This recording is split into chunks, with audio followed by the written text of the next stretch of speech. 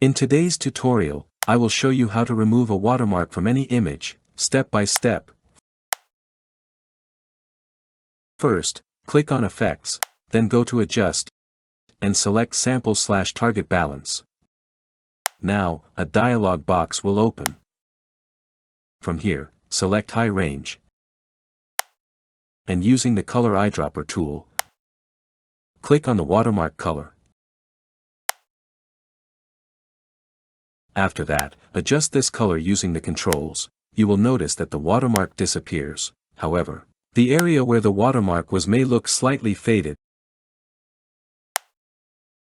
To fix this, click on Low Range. Use the Color Eyedropper tool and select the faded text or area.